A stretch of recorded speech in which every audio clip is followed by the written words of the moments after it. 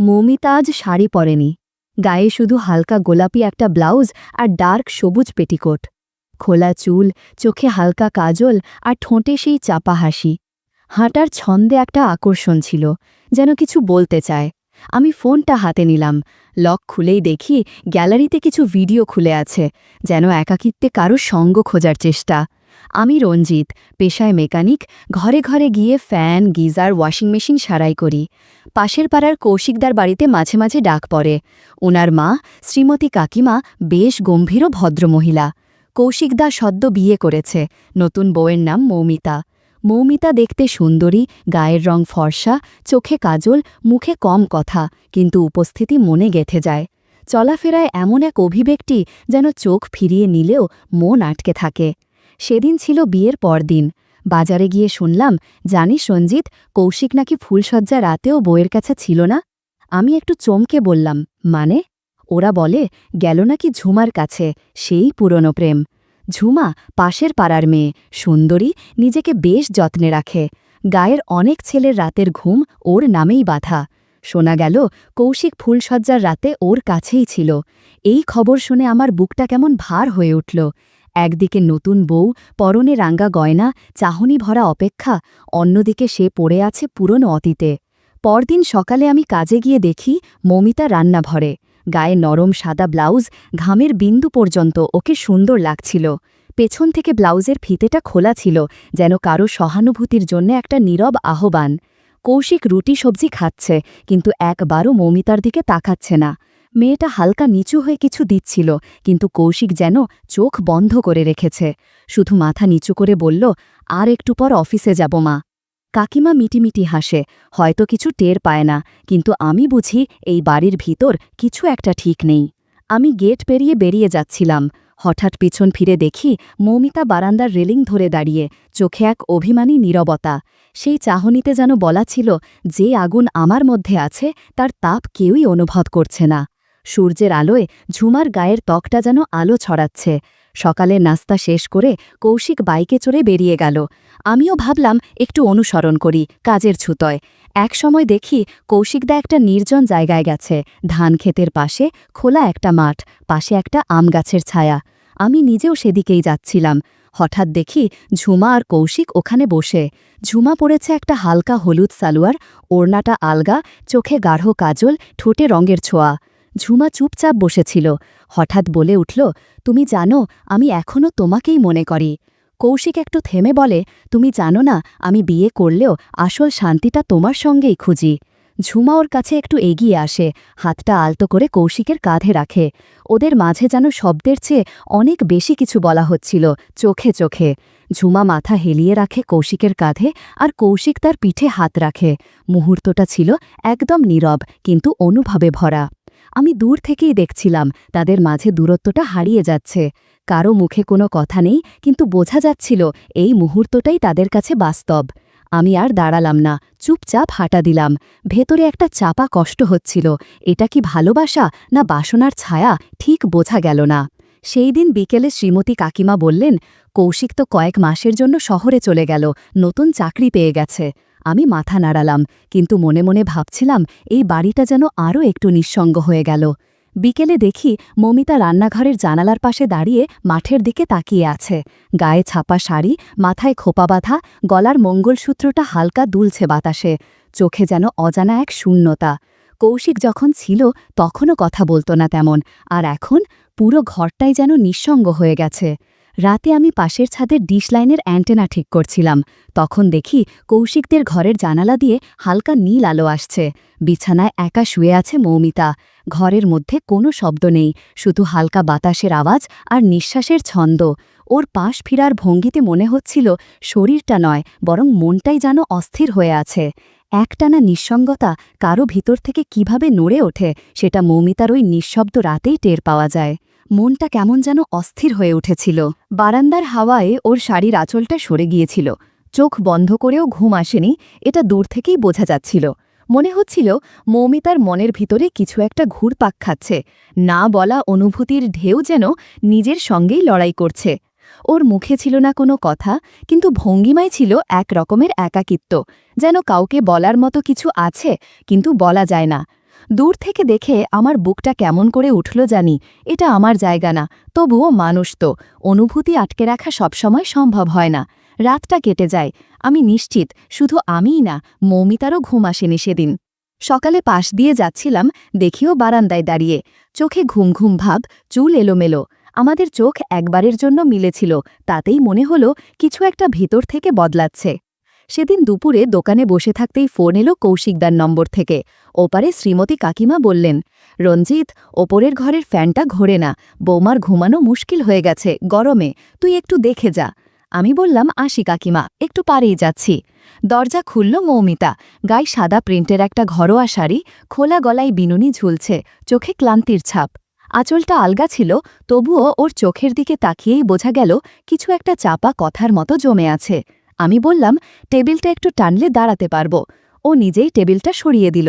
আমি উঠলাম, ফ্যান খুলতে খুলতে টের পেলাম নিচে দাঁড়িয়ে ও আমার দিকেই তাকিয়ে আছে। মাঝে মাঝে চোখ নামায়, আবার চোখ আটকে রাখে। আমার শরীরে ঘাম, কাজের তাড়ায় তাড়াতাড়ি উঠতে গিয়ে হয়তো শার্ট একটি সরে গিয়েছিল, কিন্তু তখন মনে হচ্ছিল ঘরের বাতাসের থেকেও বেশি গাঢ় কিছু জড়িয়ে আছে। আমি নিচু হয়ে বললাম, বোর্ডে একটু কারেন্ট উঠছে, তবে ফিউজ টানলেই ঠিক হয়ে যাবে। মৌমিতা বলল, আপনি জল খাবেন? আমি বললাম, না, হয়ে গেলে চলে যাব। তবুও সে রান্নাঘরে গিয়ে জল এনে টেবিলে রাখল। ফ্যান চলতে শুরু করল, ঘরে একটু হাওয়া নড়ল, কিন্তু আমাদের মাঝের নীরবতাটাও যেন হালকা করে কেঁপে উঠল। নামার সময় ভারসাম্য হারিয়ে জানালার গ্রিল ধরে ফেললাম। নিচে তাকিয়ে দেখি মৌমিতা এক দৃষ্টে তাকিয়ে আছে, চোখে কোনো সংকোচ নেই, এক ধরনের নীরব ইঙ্গিত আছে। আমি শুধু বললাম, হয়ে গেছে, যাই তাহলে। মৌমিতা থেমে বলল, একটা জিনিস বলবো? আমি ঘাড় নাড়িয়ে বললাম, হ্যাঁ, বলেন। ও একটু থেমে বলল, আমার ফোনটা মাঝে মাঝে হ্যাং করে, কিছু কিছু জিনিস নিজে থেকেই চালু হয়ে যায়, আপনি একটু দেখে দেবেন? আমি ফোনটা নিলাম, লক খোলার পর দেখি গ্যালারিতে কয়েকটা ভিডিও চলতে শুরু করেছে। শব্দ নেই, কিন্তু স্ক্রিনের দৃশ্য দেখে আমি থমকে গেলাম। কিছুটা সময় চুপ করে রইলাম, তারপর অন্য স্ক্রিনে চলে গিয়ে বললাম, এই যে, এখানে কয়েকটা অ্যাপ খোলা ছিল, ওগুলোতেই সমস্যা হচ্ছিল। মৌমিতা মাথা নাড়ল, চোখে কোনো অস্বস্তি ছিল না, বরং মুখে ছিল এক টুকরো শান্ত হাসি। বলল, তাহলে ঠিক হয়ে যাবে তো? আমি বললাম, হ্যাঁ, ঠিক থাকবে, শুধু খেয়াল রাখবেন ভুল করে যেন আবার এসব খোলা না থাকে। মৌমিতা মৃদু হাসিতে বলল, আচ্ছা, মনে রাখব। আমি দরজা দিয়ে বেরিয়ে যাচ্ছিলাম, কিন্তু পেছনে যেন কারোর দৃষ্টি টের পাচ্ছিলাম, একটা নীরব উপস্থিতি, যেটা স্পষ্ট ভাষায় কিছু না বললেও একটা গভীর বার্তা দিয়ে যায়। সেদিন মৌমিতা শাড়ি পরেনি, গায়ে ছিল হালকা গোলাপি ব্লাউজ আর সবুজ পেটিকোট, খোলা চুলে হালকা কাজল আর সেই চেনা চাপা হাসি। বলল, এই তো, বাথরুমে জানতো একবার, গিজারটা চলছেই না। আমি ওর পেছনে পেছনে এগোলাম। ওর চলার ভঙ্গিতে আজ একটা আলাদা ছন্দ ছিল, কিছুটা ধীর, কিছুটা যেন ইচ্ছে মতো গভীর। বাথরুমের দরজা খোলা ছিল, আমি ঢুকে গিজারের সুইচটা পরীক্ষা করছিলাম। হঠাৎ শুনি পেছনে নিঃশব্দ একটা উপস্থিতি। আয়নায় চোখ পড়ে, দেখি মৌমিতা দরজার ফ্রেমে দাঁড়িয়ে আছে, এক হাত দেয়ালে, অন্য হাতে চুল সোজা করছে। জামার কাঁধে ঘামের দাগ, গলার কাছে জামার কাপড়টা কিছুটা স্যাঁতস্যাঁতে। ওর চোখে চোখ পড়তেই মৌমিতা হালকা হাসল, বলল, আপনার তো যন্ত্রপাতি ঠিক করার অভ্যাস, এই ধরনের যন্ত্রণা ঠিক করা যায়? আমি বুঝে গেলাম ও চায় আমি কিছু বুঝি।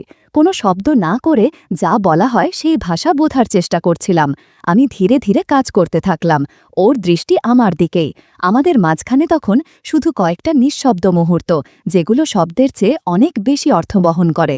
মৌমিতা আয়নার দিকে তাকিয়ে বলল, আপনি যেদিন ফ্যান সারতে এসেছিলেন সেদিন আপনি কিছু দেখেছিলেন, তাই না? আমি বললাম, যেটুকু দেখেছি তা দেখে চুপ থাকা খুব সহজ ছিল না। মৌমিতা মৃদু গলায় বলল, আজ আপনি আবার দেখলেন, এবার কি করবেন? আমরা কেউ এগিয়ে যাইনি, কিন্তু দৃষ্টি বলছিল এই দুপুরটা আর 5টা দিনের মতো থাকবে না। সেই দুপুরে ঘরের দরজাটা আলতো করে বন্ধ হয়েছিল। ভেতরে কোনো শব্দ ছিল না, শুধু নিঃশ্বাসের ছন্দ, চোখের ভাষা আর এমন এক অনুভব যেটা কোনো গিজার নয়, ভেতরের দীর্ঘ শূন্যতাকে উষ্ণ করে তুলেছিল। সেদিন থেকেই মৌমিতার ভেতরে যেন এক নতুন আলো ফিরতে শুরু করল। এক দুপুরে আমি মাঠে কাজ করছিলাম, গায়ে ঘাম, হাত মুখে কাদা। হঠাৎ মনে হলো কেউ তাকিয়ে আছে। দূরে তাকিয়ে দেখি ঝুমা জানালার ফাঁক দিয়ে চেয়ে আছে, চোখে কৌতূহল নয়, যেন তার চেয়েও কিছু গভীর। আমি চোখ নামিয়ে নিলাম, কিন্তু বুঝে গেছিলাম ও একা। একা শুধু শরীর নিয়ে নয়, মনটাও যেন দীর্ঘ সময় ধরে চাপা পড়ে আছে। এরপর কয়েকদিন কেটে যায়। ভাবলাম হয়তো ভুল ভেবেছি, কিন্তু একদিন সন্ধ্যায় সাইকেল নিয়ে যাচ্ছিলাম, হঠাৎ ঝুমার ডাক, এই রঞ্জিতদা, একটু আসবেন? আমি থামলাম, ভাবলাম কিছু দরকার পড়েছে হয়তো। গিয়ে দেখি মুখে মৃদু হাসি, বলল, ভেতরে আসুন, একটু কথা বলতে চাচ্ছিলাম। বাড়িতে কেউ নেই আজ, ইদানিং কারো সাথে মন খুলে কথা বলার সুযোগ হয় না। ঝুমা এক গ্লাস জল এনে আমার সামনে বসে পড়ল। আমি বললাম, সব ঠিক তো? ও হেসে বলল, সবই ঠিক, আবার কিছুই ঠিক না। কৌশিক যেদিন থেকে গেছে মনে হয় আমি নিজেকেই চিনতে পারছি না। একাকিত্ব যে এমন কষ্ট দেয় বুঝিনি আগে। ওর চোখে চোখ রাখতেই বুঝলাম এই কথা শুধু কথাই না, এর ভিতর অনেকটাই জমে থাকা অনুভূতির ব্যথা। বলল, আগে যাদের বাইরের মানুষ ভাবতাম, আজ তাদের চোখে বেশি বিশ্বাস পাই। ওর কথায় একটা অব্যক্ত আহ্বান ছিল, যেটা বোঝার ভান করলেও অস্বীকার করা যায় না। চুপচাপ বসেছিলাম আমরা, চারপাশে শীতল বাতাস, কিন্তু আমাদের মাঝে যেন অদৃশ্য একটা উষ্ণতা জমছিল। কথার ভেতরে ছিল অনেক না বলা শব্দ, ভাঙা অনুভব আর বোঝাপড়ার ইঙ্গিত। ওর হাতটা আমার হাতের খুব কাছাকাছি এসে পড়েছিল। কেউ কিছু বলেনি, কেউ কিছু করেনি, কিন্তু অনেক কিছু বলা হয়ে গেছিল। আমি উঠতেই বলল, রঞ্জিতদা, আবার আসবেন সময় হলে? আমি বললাম, সময়ের অপেক্ষা করব না, সময় করে আসব।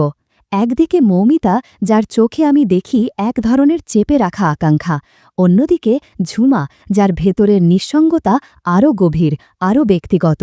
দুজনের ভেতরেই টান, কিন্তু রকমটা আলাদা। এক দুপুরে হঠাৎ ঝুমার ফোন, আপনি বাড়ির কাছে আছেন, একটু আসবেন? কথা ছিল না, কিন্তু মনটা আজ ভার লাগছে। সব ফেলে ছুটে গেলাম। ঝুমা উঠোনে বসেছিল, গায়ে হালকা রঙের ম্যাক্সি, চুল খোলা, চোখে সেই চিরচেনা শূন্যতা। আমি পাশে বসতেই ওর মাথাটা ধীরে আমার কাঁধে এলো। ও চুপ ছিল, আমি কিছু বলিনি, শুধু বুঝেছিলাম এই নীরবতা অনেক শব্দের চেয়েও গভীর। ও আমার হাতটা আলতো করে ধরল, বলল না কিছু, কিন্তু দৃষ্টি দিয়ে অনেক কিছু জানিয়ে দিল। আমরা কিছু সময় একসাথে বসেছিলাম, কথা কম, অনুভব বেশি। ঘরের জানালায় নরম আলো, বাতাসে এক ধরনের শান্ত স্পর্শ। সেই মুহূর্তটা ছিল খুব ব্যক্তিগত, কিন্তু এতটাই নীরব ও সংবেদনশীল যে ভাষা দিয়ে বোঝানো যায় না। যখন আমি চলে আসছিলাম, ঝুমা বলল, আজ তুমি ছিলে, তাই দিনটা ভালো কেটেছে, আবার আসবে তো? আমি মাথা নাড়িয়ে বললাম, অবশ্যই আসব। কিন্তু সেই রাতেই হঠাৎ একটা হোয়াটসঅ্যাপ এলো। মৌমিতা লিখেছে, ঘুম আসছে না, ফ্যানটা কাল একটু দেখে যাবেন? আমি জানতাম ওর ফ্যান ঠিকই আছে, তবে আরও ভালো জানতাম ভেতরের কিছু হয়তো এখনও জট পাকিয়ে আছে। রাতের দিকে গেলাম ওদের বাড়িতে। চারদিক নিঃশব্দ, অদ্ভুত এক শান্ত পরিবেশ। দরজা খুলতেই দেখি মৌমিতা দাঁড়িয়ে আছে, গায়ে হালকা রঙের সিল্কের শাড়ি, আঁচল নেই, মুখে একটা চাপা হাসি। নরম গলায় বলল, আপনি তো সবার সবকিছু ঠিক করেন, আমারটা একটু দেখবেন না? আমি ভেতরে ঢুকে দরজাটা টেনে দিলাম। ও ঘুরে দাঁড়াতেই চুলের খোপাটা খুলে পড়ল, চুল ঢলে পড়ল পিঠ জুড়ে। আমি ধীরে ধীরে কাছে এগিয়ে গেলাম। আমার পাশে এসে বসতেই ওর হাত আমার কাঁধে। আমরা দুজনেই চুপ, কিন্তু দৃষ্টিতে চলছিল বোঝাপড়া। সেই রাতের নিঃশব্দতায় আমাদের ভেতরের কথাগুলো যেন আরও কাছাকাছি এনে দিল। রাত গভীর হচ্ছিল, আর আমাদের মধ্যকার দূরত্ব যেন কমে আসছিল ধীরে ধীরে। সেই মুহূর্তটা ছিল নিঃশব্দ, কিন্তু গভীর, যেখানে শব্দের চেয়ে বেশি কথা বলছিল চোখ, দৃষ্টি আর সময়। একদিন হঠাৎ শুনলাম কৌশিকদা শহর থেকে ফিরে এসেছে। খবরটা শুনেই মনে একটু অস্থিরতা। ও কার জন্য ছুটে এসেছে? মৌমিতা না ঝুমা? আমি ওদের বাড়ির গেট পেরিয়ে ঢুকতেই ওর সঙ্গে মুখোমুখি। কৌশিকদা খুব একটা বদলায়নি, তবে চোখে মুখে ক্লান্তির ছাপ। আমায় দেখে হেসে বলল, এই রঞ্জিত, কেমন আছিস রে, কতদিন পরে দেখা? আমি হেসে বললাম, ভালোই আছি দাদা, আপনি কেমন? বলল, শহরের জীবন অনেক আলাদা, এখানে ফিরে মনে হয় আবার যেন শ্বাস নিতে পারছি ঠিক করে। আমরা বারান্দায় বসলাম, ঠিক তখনই মৌমিতা জল এনে দিল। সেই মুহূর্তে আমি স্পষ্ট বুঝলাম, যাকে কৌশিক রেখে গিয়েছিল সে আর আগের সেই মেয়েটি নেই। মৌমিতার মুখে এখন এক অন্যরকম আলো, চোখে যেন গভীরতা, আর শরীরী ভাষায় আত্মবিশ্বাসের ছাপ। ওর চলনে এসেছে এক ধরনের ধীর ভার, যেন অনেক কিছু বুঝে নেওয়ার পর পাওয়া বোঝাপড়া। ব্লাউজটা আগের তুলনায় এক সাইজ বড়, খোপাটাও আলগা, সব মিলিয়ে যেন এক অনুচ্চারিত বার্তা লুকিয়ে আছে ভঙ্গিমায়। আমার দিকে তাকিয়ে হালকা হেসে বলল, এই গরমে বেচারার শরীর খারাপ না হয়ে যায়। আমি বুঝলাম, এই কথা শুধু কথার জন্য না, যার সঙ্গে ও সময় ভাগ করেছে সে বোঝে এর ভিতরের ইশারা। কৌশিক হয়তো বুঝবেই না। আমি চোখ নামিয়ে জল খেলাম। বেরিয়ে আসার সময় দেখি মৌমিতা দরজায় দাঁড়িয়ে, কৌশিক তখন ফোনে ব্যস্ত। মৌমিতা নিচু গলায় বলল, আপনি তো এখন আগের চেয়ে অনেক চুপচাপ হয়ে গেছেন রঞ্জিত, আপনি কি এখন সময় দেন অন্য কোথাও? আমি হাসলাম, আমার সময় এখন কেবল যার সত্যিই প্রয়োজন তার জন্যই থাকে। ও চোখে চোখ রেখে বলল, তাহলে আমার দরকার হলে জানাবো। ঝুমার ফোন এলো এক সন্ধ্যায়, ছোট করে বলল, এখন আর বাড়িতে না, দেখা হবে ক্ষেতের পাশের সেই ছোট সেলো ঘরটায়, অনেক নিরিবিলি। আমি হেসে বললাম, ঠিক আছে, কিন্তু বেরিয়ে আসার সময় মনে হচ্ছিল দরজার ফাঁক দিয়ে এখনও যেন ওর চোখের সেই চাহনি আমায় থামিয়ে রাখতে চাইছে। সন্ধে তখন নামছে। আমি এক চায়ের দোকানের সামনে দাঁড়িয়ে আছি। হঠাৎ দেখি রাস্তা দিয়ে ঝুমা আর কৌশিক হাঁটছে। ঝুমার হাঁটায় এখন এক অন্যরকম আত্মবিশ্বাস, চোখে সেই চেনা অভিব্যক্তি নেই, আছে একরকম স্থিরতা। কৌশিক কিছু একটা বলছে আর ঝুমা হালকা হেসে যাচ্ছে, তবে সেই হাসির মানে কৌশিক জানে না, আমিই জানি। আমি একটু দূরে থাকতেই ওদের চোখে পড়লাম। কৌশিক ডাক দিল, এই রঞ্জিত, আয় ভাই এই দিকে। আমি এগিয়ে গেলাম। ঝুমা মৃদু গলায় বলল, আজকাল তো আপনাকে দেখা যায় না, কোথায় ছিলেন এতদিন? আমি হালকা হাসলাম, এই তো এখানে সেখানে কাজে ব্যস্ত। ঝুমা এক চঞ্চল হাসি হেসে বলল, আপনার মতো মানুষকে তো অনেকে খুঁজে নেয়, প্রয়োজনও তো হয় মাঝে মাঝে, তাই না? আমি বুঝলাম ও যা বলল তার মানে কেবল যন্ত্র সারানোর বিষয় নয়। কিন্তু কৌশিক কালকের মতো সরলতায় দোকানদারকে বলে, 3টা চা দাও ভাই। আমরা 3জন দাঁড়িয়ে চুপচাপ চা খাচ্ছি। চায়ের কাপের ধোঁয়ার মতো আমাদের মাঝে ভেসে বেড়াচ্ছিল 3টা ভিন্ন সম্পর্ক। 3জন, কিন্তু 3 রকম অনুভব, 3টা না বলা গল্প। আর মাঝখানে আমি নির্বাক, ঘোলাটে আবেগে আটকে, কোনো নির্দিষ্ট ঠিকানাহীন এক বাস্তবতার মাঝে দাঁড়িয়ে।